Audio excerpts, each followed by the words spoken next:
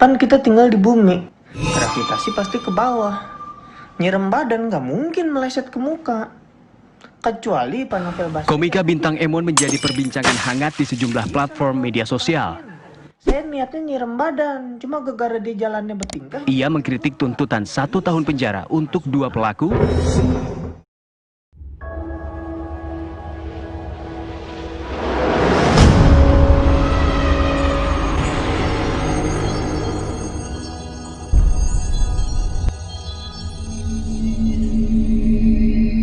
Lakon minggu ini adalah lakonnya Bintang Emon. Ya, komika yang lagi naik daun dan sekarang lagi jadi bahan omongan. Persisnya kita akan bahas masalah yang paling penting ini dengan tema semiotika Bintang Emon adalah ideologi korupsi. Sekali lagi judulnya keren nih. Semiotika Bintang Emon adalah ideologi korupsi. Gimana ceritanya? Ya, panjang ceritanya pokoknya. Jadi biar lebih lengkap lagi, lebih paham lagi, maka Babe mau tanya nih, ada 3 pertanyaan penting nih yang mau disampaikan ke hadirin semuanya. 1, apakah persoalan Bintang Emon yang sekarang lagi naik daun itu merupakan konflik antara Bintang Emon versus Novel Baswedan?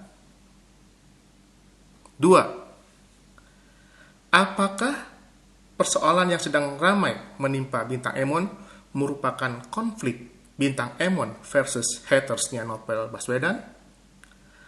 Atau 3, apakah konflik atau persoalan yang menimpa Bintang Emon merupakan konflik antara Bintang Emon versus penggila korupsi? Nah loh, ada 3 pertanyaan penting nih. Coba dijawab deh satu-satu. Coba dicerna satu-satu. Kali langsung dapat jawabannya. Jadi kita biar nggak kesasar tuh memahami persoalan yang sekarang lagi rame di media sosial. Ya, persoalan Bintang Emon. Jadi kalau ngomongin soal persoalan yang demikian dahsyatnya nih, jadi sampai-sampai seorang komika jadi bahan perbincangan, masuk ke media arus utama, diwawancarai oleh Najwa Shihab, jadi komentar para tokoh-tokoh penting, dan seterusnya, dan seterusnya. Ya, untung si Bintang Emon, walaupun pada akhirnya dia harus keluar uang, karena harus cek narkoba segala ya. Karena langsung dia digilas oleh persoalan dituduh pecandu narkoba. Dahsyat lah. Namanya juga media sosial. Oke lah, kita langsung ke poinnya lagi nih, bahwa kalau kita bahas persoalan Bintang Emon, persisnya semiotika Bintang Emon adalah ideologi korupsi, maka kita harus mulai mengurut satu persatu persoalannya nih. Jadi nggak langsung ujuk-ujuk kita ngomentarin Bintang Emon, atau kita ngomentarin kasusnya Novel Baswedan, atau ngomentarin tuntutan jaksa terhadap para terdakwa kasus penyiraman air keras ke Novel Baswedan. Bahwa persoalan Bintang Emon itu bermula dari persoalan korupsi di negeri ini. Sekali lagi, induknya adalah atau akar masalah dari semua ini adalah kasus-kasus korupsi. Percaya apa enggak? Ayo kita urutkan bahwa korupsi ini sudah merajalela bertahun-tahun di negeri ini. Dari zaman Pak Harto yang paling dahsyat, zaman berikutnya ke Gus Dur, ke B.J. Habibie dulu, Gus Dur, Megawati, dan seterusnya sampai sekarang. Dan susah diatasi kayak begitu. Korupsi terjadi dari tingkat RT sampai yang paling atas.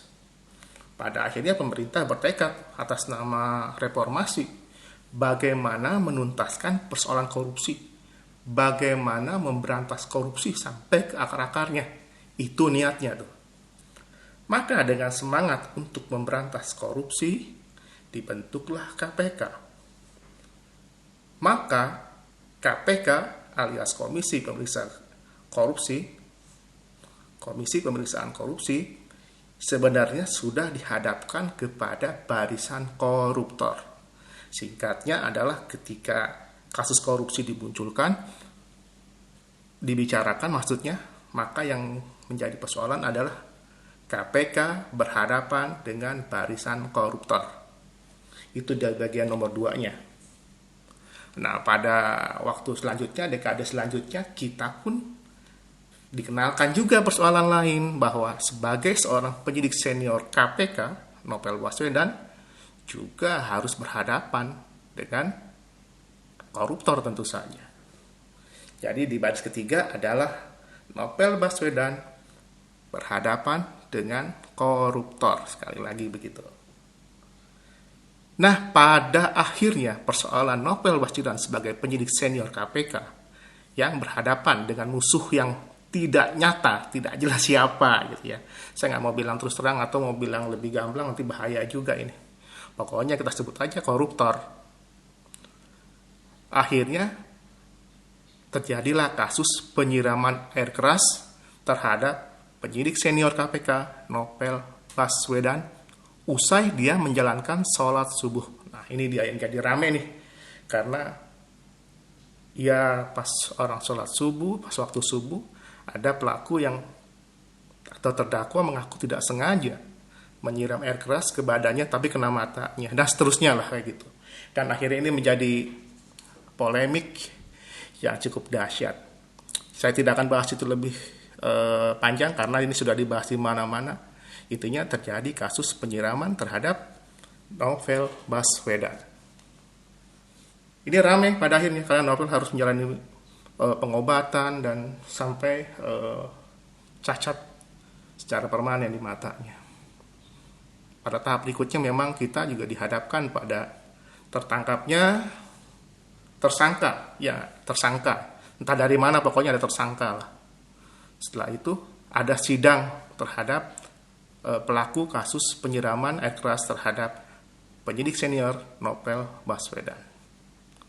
Persoalan ini memang menarik juga, tetap menjadi polemik yang tidak berkesesudahan. Tapi biarlah, pokoknya ini masih bergulir polemiknya. Yang jelas pada akhirnya sampailah pada satu titik bahwa jaksa penuntut umum sudah menentukan tuntutannya, yaitu 1 tahun untuk para terdakwa. Sekali lagi, 1 tahun untuk para terdakwa. Buntutnya polemik lagi. Polemik bermunculan di mana-mana, dianggap kontroversi, dianggap dan sebagainya, banyak anggapan lah kayak begitu. Nah, dalam situasi seperti inilah muncul yang namanya Bintang Emon, komika yang sedang naik daun juga gitu, sebagai YouTuber juga. Ya, di mana-mana akhirnya kontennya walaupun tidak panjang tapi selalu mengundang perhatian para viewer, mengundang perhatian netizen. Termasuk akhirnya dia pun menyampaikan materi stand up komedinya melalui akunnya tentu saja. Ini yang menjadi persoalan. Menjadi ramai.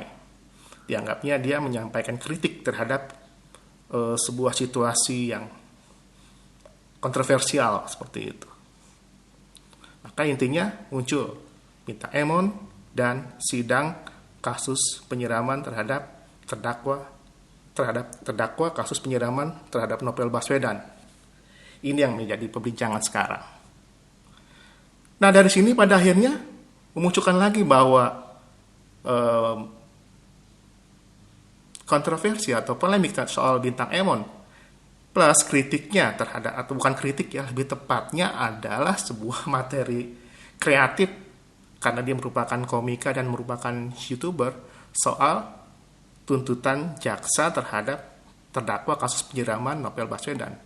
Bahwa ini merupakan lagi-lagi cerminan bagaimana konflik antara KPK dan para koruptor tentunya. Ini persoalan yang utamanya di sini. Kita kembali lagi nih kepada rumusan yang pertama yang di atas, bahwa inti dari semuanya adalah konflik antara KPK dan koruptor. KPK berusaha memberantas koruptor, sementara koruptor ya berusaha abadi juga tuh. Intinya korupsi jadi abadi tuh.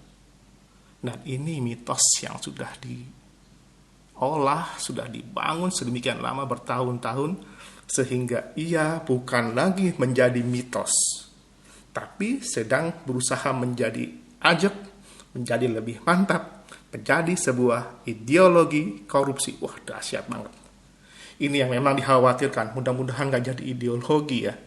Jadi istilah mitos atau istilah ideologi ini saya kutip dari teorinya semiotika poststrukturalis Roland Barthes. Nah, gitu. Jadi kita pura-puranya ilmiah nih. Kayaknya kayak orang pinter, babe. Nah, gitu. Kesimpulannya apa nih jadinya? Kesimpulannya apa dari paparan yang demikian rumit ini? Pertama gini, ketika kita bicara tentang semiotika bintang Emon, adalah pada dasarnya kita sedang bersinggungan dengan persoalan bagaimana situasi penanganan kasus hukum di negeri ini. Jadi kita harus berterima kasih kepada bintang Emon bahwa ia sudah memberikan gambaran, sudah memberikan singgungan, dan sudah menyentil tuh bagaimana perhatian publik terhadap situasi penanganan kasus hukum di Indonesia. Jadi mau positif atau negatif, ya terserah Anda lah, Anda kan yang menyaksikan, harus bisa berkesimpulan sendiri. Kecerdasan kita, nalar kita akan menjawabnya kayak gitu. Yang kedua, ketika bicara tentang semiotika bintang Emon, maka kita dihadapkan pada situasi soal kisruh di media sosial. Bayangkan, ya kisruh media sosial. Bayangkan seorang bebas menyampaikan atau membuat konten-konten kreatifnya, diupload atau diunggah dan dinikmati oleh para viewers. Tapi di sisi lain juga itu akan dihadapkan pada tantangan para buzzer. Seperti tadi ya, bintang Emon dihajar habis-habisan oleh para buzzer, oleh para netizen atau oleh siapa nggak tahu lah, pokoknya akun-akunnya tidak jelas.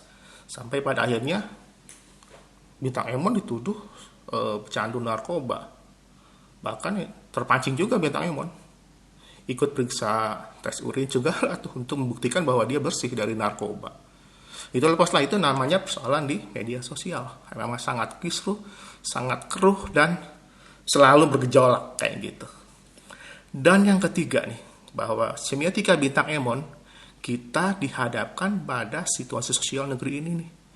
Di tengah pandemi COVID-19 yang belum tuntas, di tengah persoalan-persoalan ekonomi, persoalan sosial, dan sebagainya demikian rumit, kita masih dihadapkan persoalan-persoalan yang lain yang lebih menyita perhatian juga, atau meminta perhatian. Padahal masalah penanganan pandemi COVID aja masih butuh perhatian. Dan kita belum lepas dari ini. Nah, kita sekarang sedang digoda untuk seakan-akan lari dari persoalan COVID. Lari dari persoalan bagaimana ekonomi kita terpuruk, bagaimana nasib rakyat kecil terpuruk karena persoalan pandemi COVID-19 kayak gitu. Dan yang gak kalah penting, ketika bicara tentang semiotika bintang Emon, maka kita harus berterima kasihlah kepada bintang Emon. Karena kita sadar sekarang nih, ternyata kasus Novel Baswedan itu ternyata tetap mendapat kawalan ketat ya. Mendapat perhatian besar. Jadi jangan sampai diganggu tuh.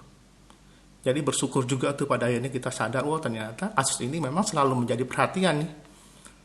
Gitu, selalu mendapat dukungan pihak tertentu lah katakanlah. Dan yang berikutnya juga yang gak kalah penting adalah kasus ini, bahwa semiotika bintang Emon menyeratkan kita bahwa kenyataannya kita jangan coba-coba ganggu kasus korupsi kelihatannya ya. Ini bahaya. Karena apa? Ya karena ini korupsi sudah menjadi mitos. Sudah bahwa korupsi itu nggak bisa dilawan. Itu mitos yang ingin dijaga. Dan yang kita khawatirkan ketika mitos ini semakin ajak, semakin mantap, dan ia menjadi ideologi bahwa korupsi susah dilawan. Jadi jangan coba-coba melawan. Makanya tema dalam pembahasan kali ini adalah semiotika bintang Emon adalah ideologi korupsi. Jadi pada akhirnya ya bintang Emon terus aja lah bikin konten-konten kreatif lah, bikin kita ketawa, bikin kita terhibur melalui materi-materinya yang disusun dengan baik. Terus yang lain, yang buzzer, ya terserah juga lah kalau memang harus mencari nafkahnya dengan membuat menyampaikan kebencian atau kemarahan. Ya karena memang itu tadi seperti saya bilang, ini adalah persoalan situasi media sosial yang memang sangat kisruh kayak gitu. Walaupun aturan hukumnya sudah jelas tuh, ada rambu-rambu yang selalu mengintai kayak begitu. Jadi ya ini sekedar buat nemenin kita makan pagi nih sambil nikmati bubur. Mbak Sami dilayanin orang bikin makan bubur, lalu teman-teman yang lain ya nikmatin bubur juga. Ya, semoga manfaat lah pokoknya. Dari saya, Mbak Sami di warga Jakarta. Wassalam.